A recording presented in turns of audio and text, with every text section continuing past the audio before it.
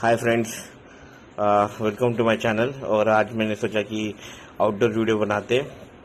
और मैंने एक नॉर्थ कोकन में एक जगह है ये, और यहाँ पे एक पहाड़ी पे मंदिर है, वहाँ जाना था।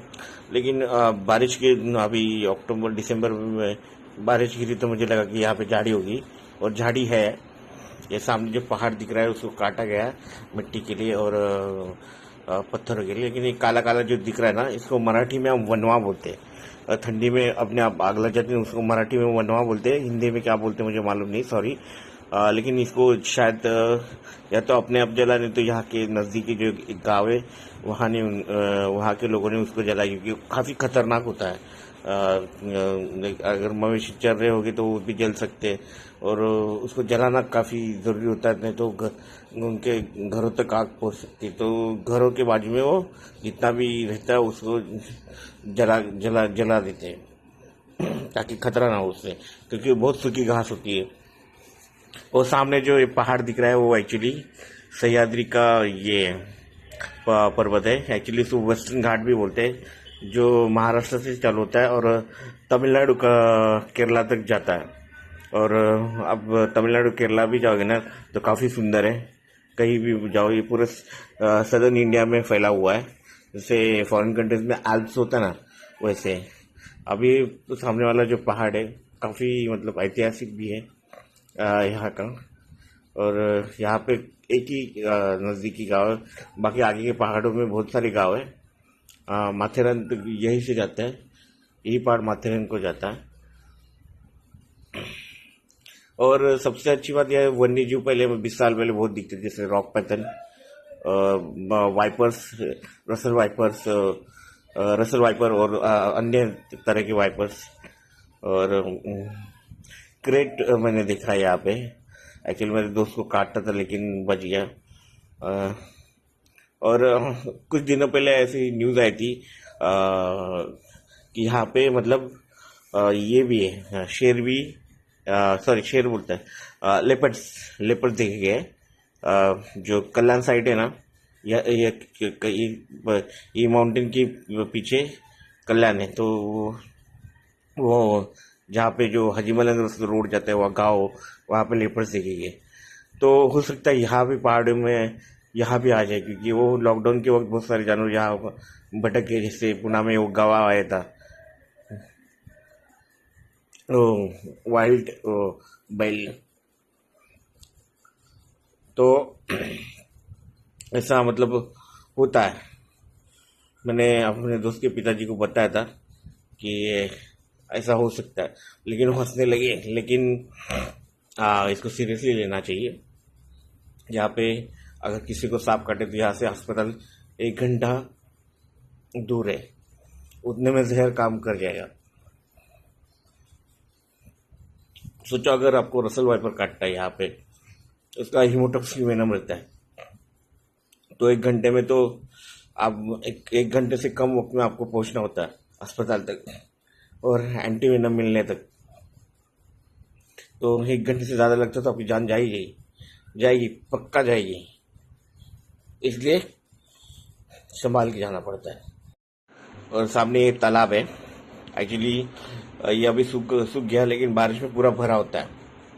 अगर यहाँ के गाँव वाले शायद इसको बैलों को धोने के लिए, पानी पिलाने के लिए या कपड़े धोने के लिए इस्तेमाल करते हैं। ये नेचुरली बना है, मेरे ख्याल से पत्थरों के लिए काटा गया है, क्योंकि यहाँ बड़े बड़े पत्थर मिले, वो देख सकते हैं सामने, शायद पत्थरों के लिए किसी ने काटा है। तो यहाँ पे पानी खदान जैसे आपने बहुत सारी खदानें तैर चुके हुए हैं। तो बारिश में यहाँ पे बहुत पानी होता है, लेकिन यहाँ पे स्नेक्स भी बहुत होते हैं। मैंने बोला रॉक पाइथन, रसल वाइपर, तो बहुत प्रिकॉशंस लेना पड़ता है। मैं तो गांव का रहने वाला हूँ, कोकण का हूँ, तो मुझे ये सब मालूम है, लेकिन बहुत सारे लोगों को ये मालूम नहीं रहता। तो ऐसी जगह पे जाने आपकी जान खतरे में पड़ सकती है। हमेशा प्रिकॉशंस लेना चाहिए। ज़्यादातर गाय बैल भी यहाँ पे चरते रहते हैं। कभी कभी गाय बैल को भी सांप डस जाता है, और मवेशी भी मरते हैं बहुत बहुत बार। 20 साल पहले मैंने रॉक पैथन जो यहाँ पे मुंबई पुणे हाईवे जाता है, वहाँ पे मैंने मरा हुआ देखा था, ट्रक के नीचे आया हो, तो बुरा भी लगता है कि आबादी काफ़ी नज़दीक नज़दीक पहुँचती जा रही।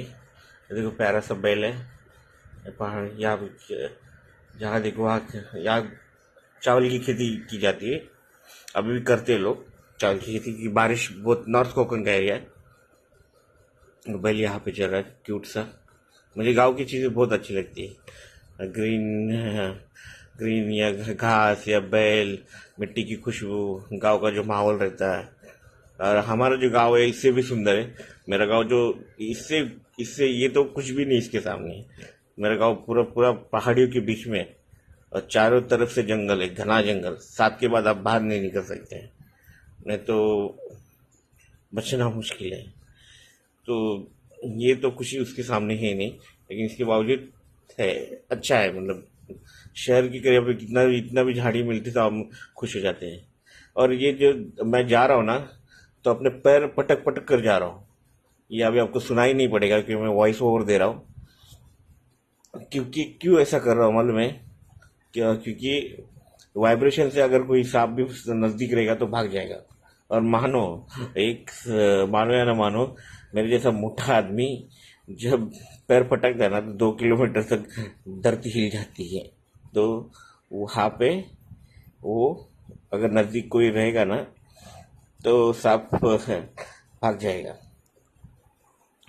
तो इस तरह से चलते चलते हम पहले यहाँ पे बहुत आते थे साइकिल वगैरह लेके, खासकर धूप के दिनों में शाम को, क्योंकि यहाँ पे बहुत ठंडी हवा चलती है। जो गर्मी के दिनों में बहुत सारे लोग गर्मी के दिनों में यहाँ बैठने के लिए आते हैं, लेकिन क्या यहाँ आते खाना खाने के कुछ खाने के लिए कचरा बिचरा यही डाल के जाते। तो प्लीज़ यार ऐसा मत करो। कहीं भी आप जाते हो जंगल में कहीं भी ऐसा, तो वहाँ पे ऐसा कचरा मत डालो, क्योंकि यहाँ पे कोई सफा करने वाला नहीं है, तो वैसे पड़ा रहेगा। और प्लास्टिक से कितना नुकसान होता है आपको पता ही है। मैंने अफ्रीका की कंट्रीज देखी है, तंजानिया विंजानिया, जो अलग यूट्यूबर्स की वीडियो, वहाँ भी इतनी गंदगी नहीं है जितना हमारे इधर है। तो पैर पटकते पटकते मैं यहाँ पे आ गया और देख रहा था कितना कहाँ तक जा सकते, लेकिन इसके आगे नहीं जा सकते। वो हट किसी ने बनाया पता नहीं।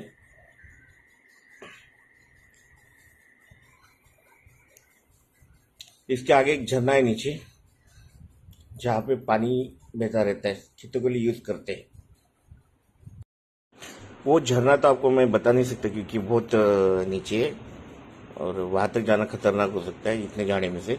यकीन करो आगे रास्ता नहीं है बिल्कुल भी। हम जाते थे, एक दोस्त को बोला था, एक दोस्त कई सालों पहले यहाँ से नाचते नाचते जा रहा था, तो मैंने उसको बोला इतना नाच मत, यहाँ पे सांप रहेगा काटेगा तो तू बचेगा नहीं। तो यहाँ से एक मतलब तो सांप के बाजू से गुजरा, मैंने उसको बोला इधर सांप है। तो सांप आवाज आ रही थी कुत्ते की बच्चे की या बिल्ली की बच्चे की, जिससे आवाज आती ना, तो वरना सांप है। तो मेरे पे हंसने लग गया कि सांप आवाज निकालता नहीं, तो क्यों ऐसे बता रहे, पागल है क्या तू? तो मैंने उसको बोला देख भाई, सांप जब मेंढक को पीछे से पकड़ता है, कभी कभी ज्यादा सांप मुंह की तरफ से पकड़ता है, खाना चालू करता है, लेकिन कभी कभी गलती से पीछे से पकड़ता है, तो मेंढक ऐसी आवाज निकालता है। जब उसने देखा सांप को तभी यकीन किया। और मेरे ख्याल से क्रेट सांप था, जो स्पेक्टेकल कोबरा से भी ज्यादा जहरीला होता है। अगर उस सांप के मुंह में मेंढक नहीं होता तो मेरे दोस्त को काट लेता। इतना नजदीक से गुजरा था और चांसेस नहीं रहते। क्रेट ज्यादातर रात को आते हैं, लेकिन ठंडी के दिनों में बहुत सांप बाहर निकलते हैं। और यहाँ पे स्पेक्टेकल कोबरा है, और जून के महीने में जुलाई के महीने में ज्यादा होते हो। लेकिन क्या अभी अक्टूबर और दिसंबर में बहुत सारे स्नेक्स बाहर निकल सकते हैं, क्योंकि बारिश गिर रही है, पोल्यूशन की वजह से बारिश गिरे तो बाहर निकल सकते हैं। और आप यकीन करेंगे इतना लॉकडाउन होने के बाद भी पोल्यूशन हो रहा है। मतलब सोचो, सब चालू होने के बाद कितना पोल्यूशन होता होगा। सोचने लायक बात है। तो इस लॉकडाउन से हम बहुत चीज़ें सीख चुके हैं। याद रखना, यहाँ पे मतलब वन्य जो यहाँ पे मैंने, उस सामने एक पहाड़ी है, रास्ता जा रहा है, सामने छोटा सा तालाब है, लेकिन वहाँ पे बहुत गंदा हो चुका है क्योंकि बहुत यहाँ लोग आके कपड़े वपड़े धोते वगैरह। छोटा सा तालाब है। यहाँ पे मैंने कभी किंग कोबरा नहीं देखा।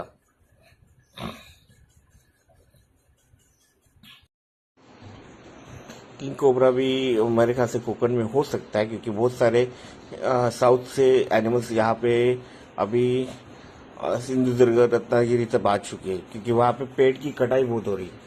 तो हो सकता है कोकण में भी मिले। ये नॉर्थ कोकण यहाँ पे नहीं मिलेगा। आप शायद नहीं जानते पता, डिस्कवरी पे आपने देखा होगा किंग कोबरा जब भी मतलब मादा की तरफ जाता है तो कभी कभी उसका पेट खाली रहेगा ना, तो मादा को खा भी लेता है।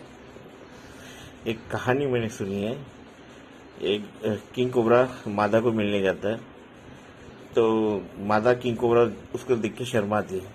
तो किंग कोबरा पूछता क्यों शर्मा रही है, तो बोलती है कि मैं आपके बच्चे की माँ बनना चाहती हूँ। लेकिन किंग कोबरा बोलता अपना मूड अभी थोड़ा चेंज है, पेट खा लिए तो मैगी नूडल्स की तरह दिख रही है मुझे, मैं अभी तुम्हें खा जाऊंगा। और खा लेता है उसको। तो ये कहानी है जो मुझे अपने कहानी में ट्रेजेडी, हैप्पी एंडिंग नहीं है। तो ये लव स्टोरी थी, खत्म हो गई। और तो मैं देखूंगा जरूर किंग कोबरा का भी कोकण में मिलता है। तो बहुत सारे जानवर, हाथी एक जानवर है कोकण में आ चुका है जो हमारे खेतों की बहुत नुकसान कर रहा है सिंधुदुर्ग में। और लेकिन हम खुश है क्योंकि अभी वापस हम साउथ इंडिया को नहीं देने वाले, क्योंकि वहां से हाथी की वजह से पर्यटन बढ़ेगा कोकण में, और उसको सिर्फ कंट्रोल करने की जरूरत है, क्योंकि हाथी नेचुरली कोकण से नहीं है, वो साउथ इंडिया से, केरला और कर्नाटक। तो उसको कंट्रोल करना पड़ेगा। तो काफी मतलब मजा आ रहा है। अभी कोकण में बहुत पर्यटन बढ़ रहा है। पहले गोवा जैसे फेमस था, वैसे कोकण के बहुत सारे इलाके फेमस हो रहे। सिर्फ कोकण को हम बहुत संभालना चाहते हैं, क्योंकि क्या होगा मालूम है क्या, यहाँ पे मतलब लोग आते तो या जैसा कचरा करते हैं वैसा हम वहाँ नहीं कर रहे। वहाँ पे वो इको सेंसिटिव जोन है, पूरी पृथ्वी इको सेंसिटिव जोन है, मैं तो समझता हूँ, सिर्फ कोकण ही नहीं। तो लेकिन कोकण को घोषित किया गया है इको सेंसिटिव जोन, उसको संरक्षण मिला है। इसके बावजूद हम वहाँ पे एग्रो टूरिज्म चालू करना चाहिए। लोग चाहते हैं खेती के बारे में सोचो, मतलब पढ़े लिखे लोग भी खेती करें, ऐसा हम चाहते हैं। तो इसके लिए उनको मोटिवेट करने के लिए एग्रो टूरिज्म का शुरुआत की है।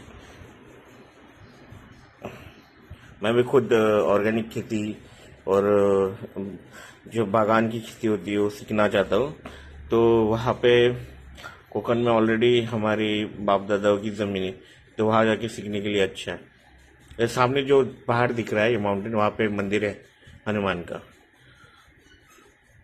जहाँ पे लोग बहुत जाते हैं।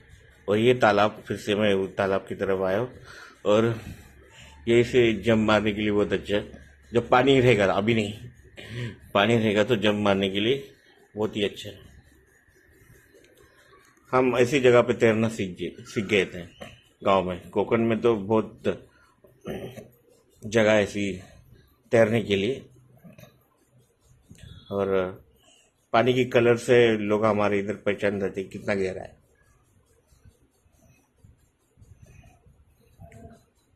हमारे यहाँ के लोग तैरने में, फिश पकड़ने में, स्नेक पकड़ने में, हर तरह का चीज में बहुत ही एक्सपर्ट होते हैं।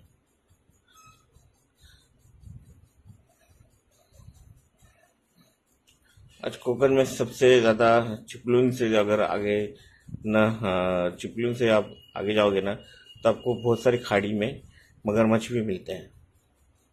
एक बार तो अपनी नवी मुंबई है ना, वो भी खाड़ी एरिया था, वहां भी शायद मगरमच्छ थे, लेकिन वहां पे अभी खाड़ी का कुछ एरिया गटर में बदल चुका है। वह गटर में भी एक मगरमच्छ मिला था नवी मुंबई में। लोग दंग रह गए थे कि हाँ ये मगरमच्छ यहाँ कहाँ से आया। मैं उंगली से वही माउंटेन, वहां पे एक जो मंदिर है उसका झंडा नहीं दिख रहा मुझे, बहुत मतलब ये कैमरे से नहीं दिखेगा क्योंकि मैं जूम नहीं कर सकता इतना।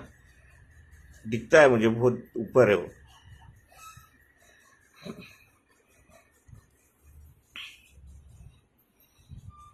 तो वहां पे अभी एक्सप्लोर करना है। मैंने पिछली बार गया था लेकिन कामयाबी नहीं मिली क्योंकि मुझे थोड़ी सांस की तकलीफ हो गई थी। यहाँ पे बहुत सारे बैक्टीरिया पेड़ों पे होता है, उससे भी प्रॉब्लम होती है। और लॉकडाउन से के पहले गया था मैं, तो जा नहीं पूरा नहीं कर पाया था। वीडियो निकाले थे लेकिन इतने अच्छे नहीं निकलते मन से। तो कोई चीज़ मैं अच्छी करता तो ही मैं अपलोड करता, नहीं तो नहीं करता हूँ। और मुझे आउटडोर वीडियोस बनाना बहुत पसंद है। और मेरे ख्याल से 1 जनवरी तक अगर लोकल चालू होगी तो मैं गोप्रो ले लूँगा मेरा, और करके ट्रैवल वीडियोस, मतलब नज़दीकी वीडियोस, आउटडोर की वीडियोस चालू करने वाला हूँ। और जितना आपका साथ मिलेगा उतना हम आगे जाएंगे। Okay, like share subscribe, free channel है, बेल आइकन ज़रूर दबाना ताकि आपको नोटिफिकेशन मिले। जब भी मैं वीडियो अपलोड करूँगा आपको नोटिफिकेशन मिलेगा, ज़रूर मिलेगा। और मैं बार बार बोलता कि ये फ्री चैनल है। क्यों? क्योंकि लोग डरते सब्सक्राइब करने के लिए वहाँ पैसे लेंगे। नहीं, पैसे बिल्कुल लगते नहीं, सबको उधर पैसे बिल्कुल नहीं लगते। हाँ, आगे कभी जो ये होता है ज्वाइन का बटन, तब आप कैसे, वो भी जबरदस्ती किसी को नहीं होता, वो सिर्फ सब्सक्रिप्शन पे भी आप रह सकते हैं। ओके, तो ये यूट्यूब फ्री प्लेटफॉर्म है, इसको यूज भी करो, बहुत अच्छा प्लेटफॉर्म है। हम उन लोगों से जिन्होंने यूट्यूब पहले यूज करना चालू किया था, अभी बहुत बड़ा प्लेटफॉर्म बन चुका है। थैंक्स फॉर वॉचिंग, और सपोर्ट करते रहो, शेयर करते रहो, और सब्सक्राइब करते रहो। Okay, thanks for watching guys, thanks for watching. मैं मिलता हूँ आपको अगली वीडियो में। ओके, प्रॉमिस, हर हफ्ते एक नया वीडियो आएगा, आपको प्रॉमिस करता हूँ। और अगले वीडियो में आपको मिलता हूँ जो एक्साइटिंग ही होगा। हमेशा नए सब्जेक्ट लेके आता हूँ। थैंक्स फॉर वॉचिंग, फिर से बहुत थैंक यू। बाय, मिलता है बाद में। अलविदा। अरे कभी अलविदा नहीं की ना। Okay, bye bye, have a nice day.